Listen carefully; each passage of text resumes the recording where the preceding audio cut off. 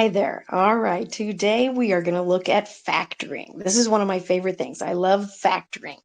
And maybe because I love math, I don't know, but factoring is one of those things that can be tough for some people and other people, it just makes sense. It does have to do with kind of some of your mental math skills and number sense. So we're really going to practice those things today.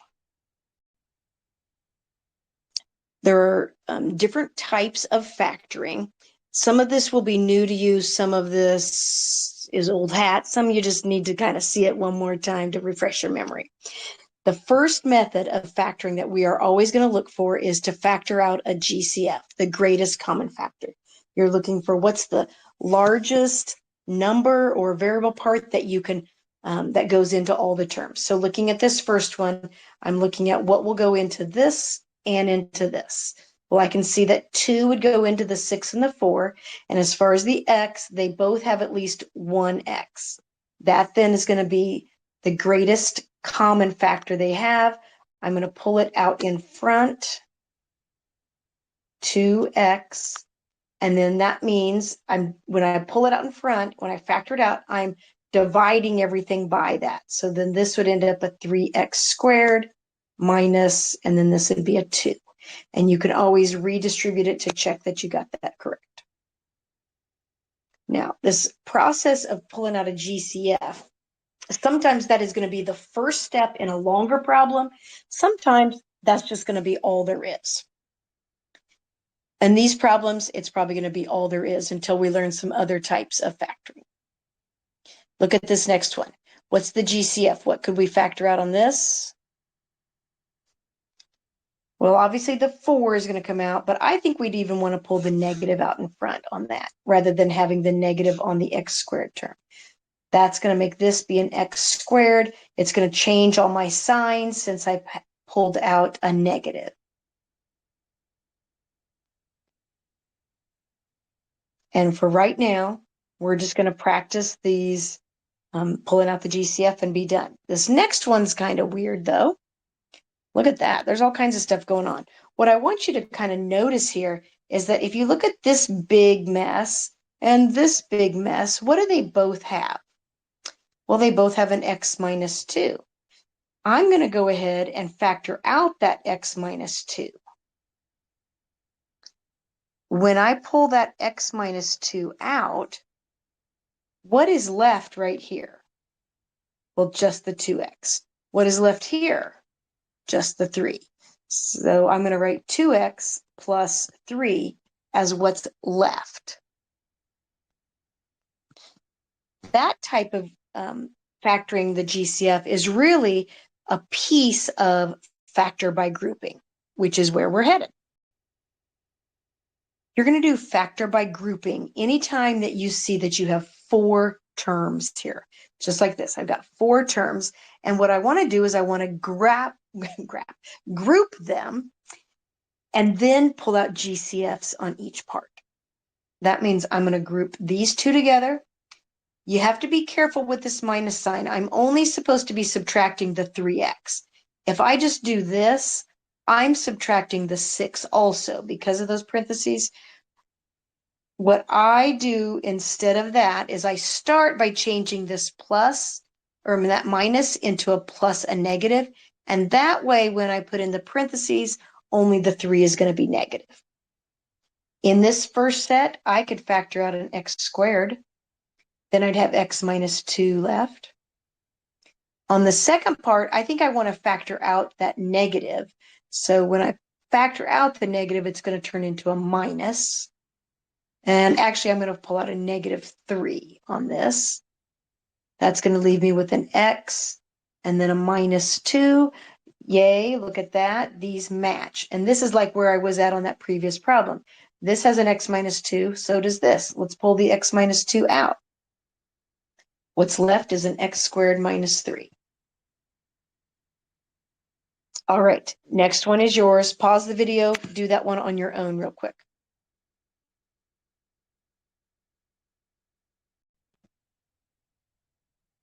Note what I got for an answer on that one. Hopefully you agree. One thing that I did want to mention here is to not forget that when you factor out, like I factored out that 5, that doesn't leave a 0 here. It leaves a 1 because I'm dividing by 5, and 5 divided by 5 is a 1. I've got to leave that placeholder so I could redistribute to get back there. Next special type, I'm looking at binomials this time instead of polynomials. All of these are going to have 2 terms. There's a couple things that I'm looking for when I only have 2 terms. It might just be a GCF. I did that, but I'm looking for something fancier. I'm looking for this to be a difference of 2 squares, meaning I'm always going to be subtracting, and these are always going to be perfect squares. What has happened is the middle term has disappeared. There's no x term. That's why it's not a trinomial. To get that to factor, what I want to do is I want to put x and x. And what I'm doing is I'm just kind of square rooting each one of these. Square root the x, that's xx. Square root the 64, that's an 8 and an 8. And then I'm going to do 1 a plus and 1 a minus. I'm going to make these what we call conjugates. They're identical, except their signs are different. And look at what's going to happen with your outer and your inner when you do that. Outer and inner are going to cancel.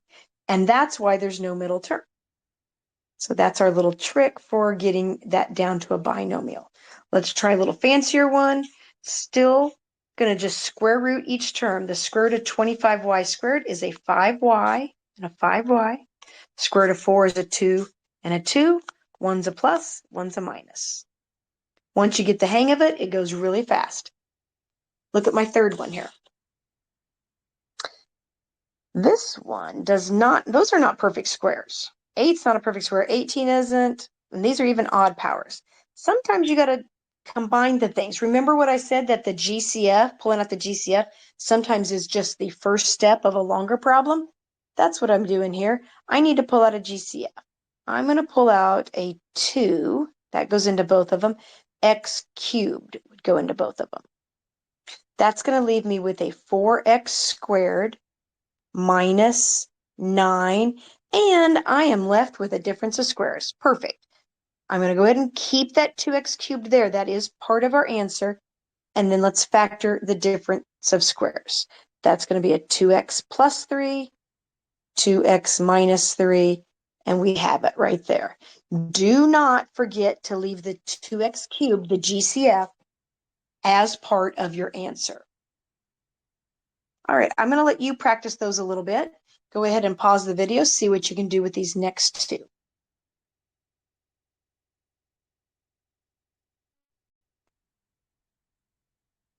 Check your answers. If you agree, let's keep moving. If not, look at why. Sometimes when you have a binomial, those are not perfect squares, but instead they're perfect cubes. Those also will factor. We have a little acronym here that helps us factor it. This one works on a difference or a sum. The difference of squares is always a difference. This can be a difference or a sum of 2 perfect cubes, like a 27x cubed and an 8. Those are perfect cubes. Here's the little acronym we use. It's cube root, SOPs, or some people call it crummy, SOPs. Let's give it a shot. Cube root means to look at this first term and cube root it. That's going to get me a 3x. And then since it's a plus sign, I'll keep it as a plus sign. And then I'm going to cube root the second number, which is going to get me a 2. That's the first binomial. Then the SOPs is always referencing that binomial and doing something to it. Now, I'll go ahead and I'm going to write. If you know this, you don't have to write it. But if you don't know what SOPs is, the first S means, hey, you need to square that term. And I'm referencing the first term. I'm going to square the first term. That would get me a 9x squared. Again, always referencing the binomial we just wrote. This O means put the opposite sign there.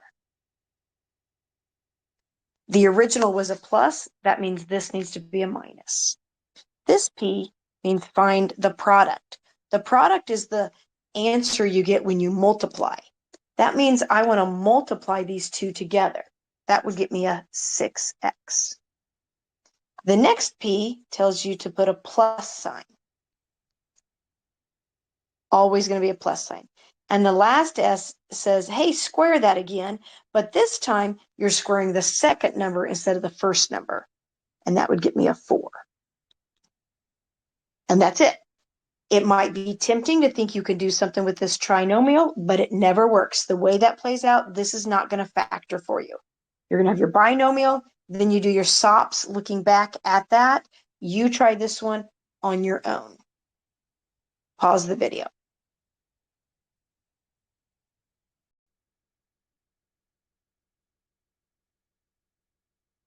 All right, did you catch that you have a GCF first? If you didn't, I'm going to give you another chance. Factor that 3 out of there. Then you have v cubed minus 27. Now those are perfect cubes. If you didn't catch that, I'm going to have you pause the video again and go try it another time. All right, here's my answer. The 3 is part of it. I did cube root, and then did my SOPs. Now, we're going to spend most of our time probably working on trinomials today. And what to do that, I'm going to pull in what we did previously, what we did yesterday, where we were multiplying binomials in this case. We were multiplying, we would FOIL those together. I want you to look at what's happening. When you FOIL this, you get first, you get outer, you get inner, and last. And then these middle two terms conveniently combine and are like terms, and we get this. That's what we did yesterday. Today, what we're going to do, I'm going to give you this, and I want you to turn it into that. So let's talk about where all that stuff is coming from. This x squared is coming from multiplying your first.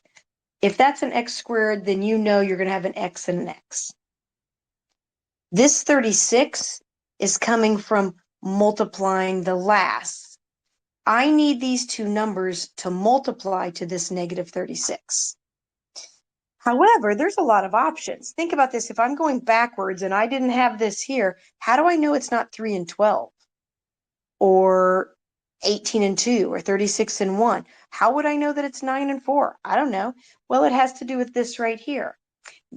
They have to multiply to the 36, but they have to add up to 5.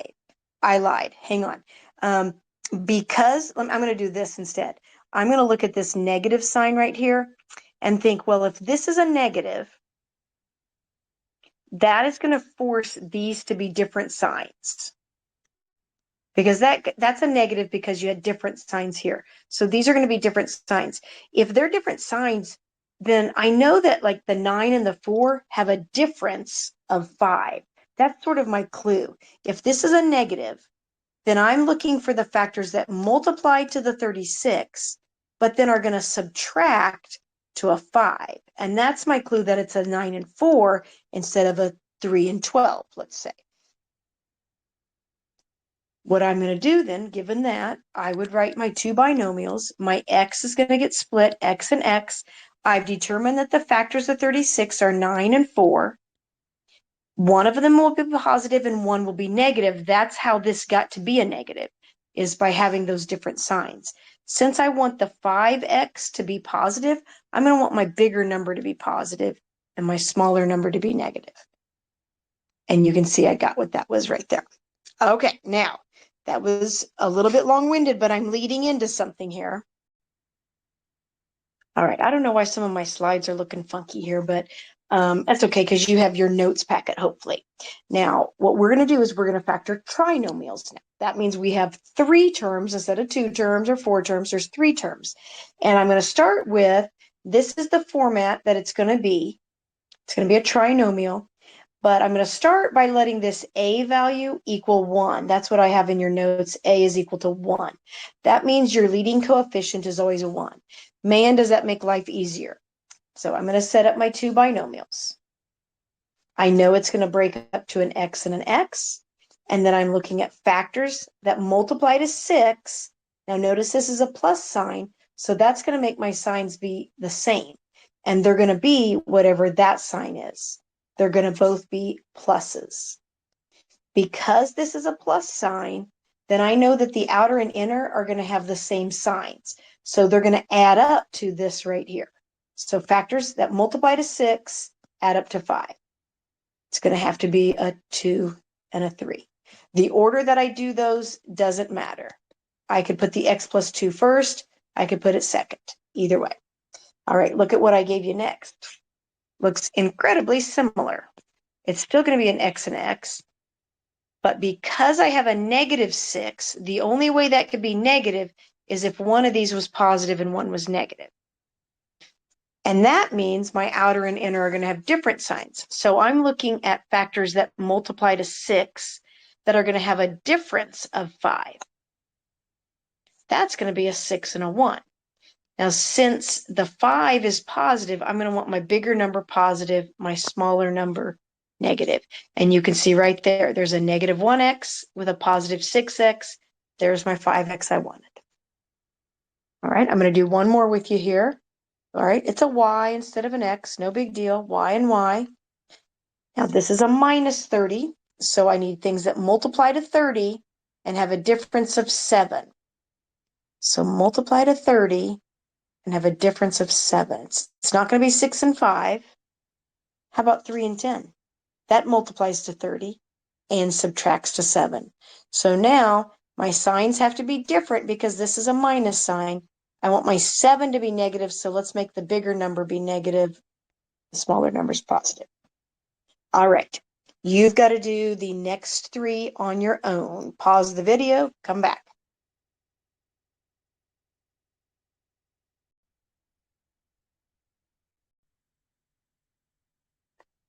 All right, here are the answers. Check yours. Now, I know you could very easily be cheating and just not trying these on your own and just waiting me out. I get that.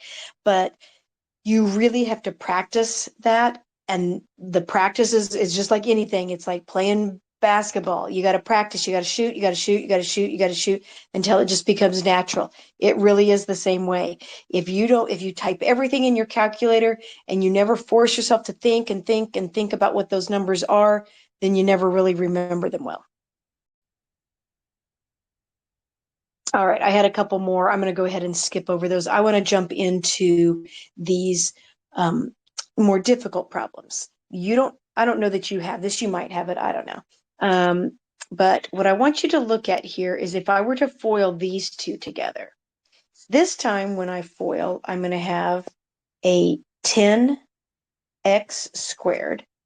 Outer is an 18x. Inner is negative 25x. Last is negative 45. The middle two terms can combine. And that's going to get me a negative 7x. Okay. So that's what we did yesterday. Today, I'm going to give you this, and you've got to turn it into this. Now, there's about 4 or 5 different ways that you can factor. The difference between college algebra and algebra 2 and algebra 1, the other times you're factoring, is we're starting to look for some efficiencies, and we should be able to do some of this in our head. And without so if you're doing the factor by grouping method or the bus to B method, or there's a Boston method, all of those things, that's not what we're doing today. Today, what we're doing is kind of using some number sense. And so we're going to practice this. So you got to bear with me. You got to try to figure out the numbers and how the numbers play out so that you can be smarter about your choices.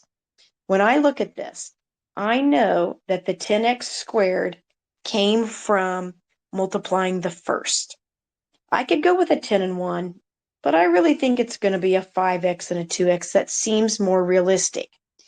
Now, if this middle number here starts getting what I would call extreme compared to these other ones. So if this was like a 90, that's quite a bit bigger than these other two.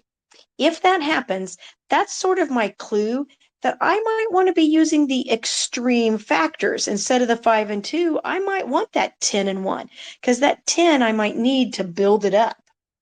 But that's not the case here. So I'm going with my 5 and 2. Now I also have factors of 45. This is no longer factors that multiply to 45 and add up to or subtract to 7, because this 10 just introduced some extra numbers, and those extra numbers are going to affect this. So it's not quite as straightforward as it was previously. I know that the negative 45 is going to force my signs to be different. So the outer and the inner are going to have different signs. I want them then to subtract to the 7. I need something to get bigger than 7, something to be smaller than 7. So when I subtract it, I end up at 7. Factors of 45, it could be 3 and 15. It could be 9 and 5. I might be inclined to try that 9 and 5. They're closer. I don't think I want to put my 9 on the right, because a 9 times a 5 is going to build that up pretty big. So I'm going to try the 5 here and the 9 here instead. Have this big number times the 2 instead of the big number times the 5. All right, I've got a 25, and I'm just looking at the numbers right now, 25 and an 18. You know what? 25 and 18 do have a difference of 7. Now, I'm going to want these to combine to get to a negative 7. So I'm going to need that 25 to be negative and the 18 to be positive, so that I end up at a negative 7 there. So for that to happen, my negative is going to have to go there. My positive is there. And looky what I got. I've got that right there. Now, that took me quite a while to do, because I'm telling you what's going on in my brain, and I can't say it as fast as I think it. And nor can you. You will get to the point, though, where you think it better and better and faster and faster. And that's what we're headed toward. So I've got a whole slide of these to practice. Let's just jump right in. A is not going to be equal to 1 here. In this case, it's a 2. That's not terrible. I just know it's going to have to be a 2x and a 1x. It's the only way to get to that 2. Now, 27, I have a few options, but since this 3 is not extremely large compared to these, I don't think I'm going to be using 27 and 1. I'm probably going to be using 9 and 3. My signs are going to be different. So my outer and inner are going to have to subtract to this 3 here, because the signs, one's positive, one's negative. I'm probably thinking I want these two numbers to subtract to a 3, so I don't want to get one of them really big and one really small. They're relatively close to one another. If I were to put the 9 here, then I'm going to have an 18 and a 3.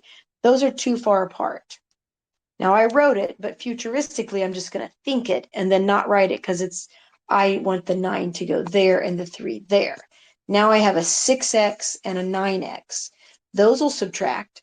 So when I put in my signs, I want the 3x to be negative. So let's make that 9, that bigger number, be negative, and then the 6 is going to be positive.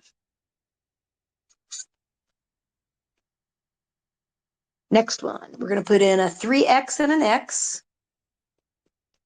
Factors of 8. Now 10's a little bit bigger than the others there. I could do the 3, I could do the 2 and the 4.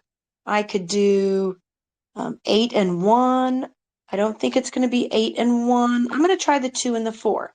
Again, they have to subtract to 10. So I've got to build this up to be something bigger than 10. I'm going to put the 4 here. That way I'm going to have a 12. And I'm going to put the 2 there. And I'm going to have a 12 and a 2 that has a difference of 8. I'm sorry, a difference of 10. I want it to be a positive 10. So let's make our 12 be positive and our 2 will get negative.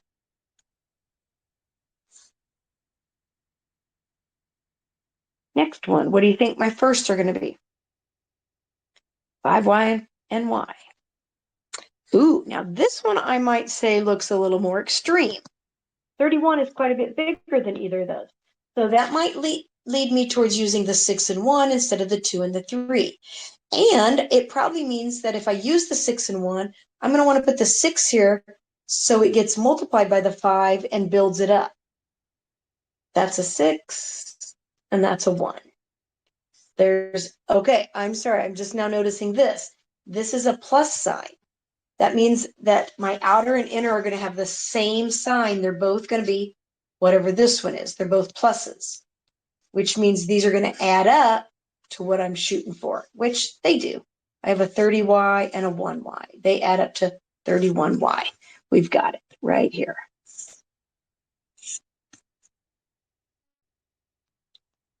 All right, last one here. Let's see. We've got the 4p squared. That might be a 2p and a 2p, but it could also be a 4p and a 1p. I don't know that the 17 is real extreme, but it is bigger than the other two. I got to think this is probably going to be a 5 and a 3. I don't know. Let's just try something. Let's just throw it in there. Be ready to erase. 2p, 2p. I'm going to put a 5. I'm going to put a 3. Here's the deal, though. I need them to subtract to 17. I don't think I'm going to get anything bigger than 17 that I'm going to be able to subtract to it. I should have noticed that first, that it was a subtraction. I don't think it's going to be 2 and 2. I think I'm going to have 4 and 4. I'm sorry, 4 and 1. And then I'm going to put the 5 here to build it up. So now it's a 20 and a 3. Those subtract to 17. I'm going to want the 20 positive since the 17 is, and then the smaller number negative. Got it. Boom, right there.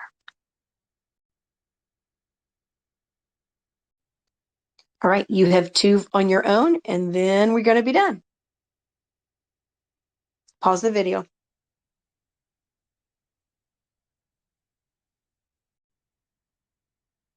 All right, this one I'm going to go ahead and explain because it's all that mental math that you got to be thinking through when you're doing these. 7w squared, it's got to be 7w and w. Oh my, I am looking to get a difference of 61. A difference means one of these has to be bigger than 61 so that when I subtract it, it breaks down to that. I'm going to guess that 7 needs to get multiplied by something pretty big to get this to be bigger than a 61.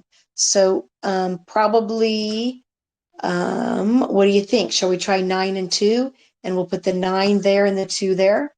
That'll get me a 63 and a 2. Beautiful. That's going to have the difference of 61. I want it to be a negative 61, so let's make this 63 get negative. That means over here, the 2 will be positive, and we've got it. Next one is a little trickier because your leading coefficient is not a prime number. It's a 6. All right. And the middle term seems a little extreme. However, I already know that the 35, well, that's going to probably be 7 and 5, right? Probably 7 and 5. If that were 7 and 5, oh, you know what I'm thinking? What if I put a 6x and an x and put the 7 here? Because that's going to build it up to a 42. Now notice on this one, we're adding here. So we do want our signs to be the same. So the outer and the inner are going to add up. They're both going to be negatives, it looks like. And that was a 7 times a 5. So here we go. That's a 42. That's a 5. They're both negatives, I should say. They are going to combine to this negative 47. We have our answer. There it is. All right, so the homework today is to do the factor stations. If you weren't there, there's a bunch of worksheets in Google Classroom that kind of are just, we went around the room and did different stations of the different types of factoring, and finishing those factor stations was your homework. All right, good luck with your mental math. You can do this. Just keep at it.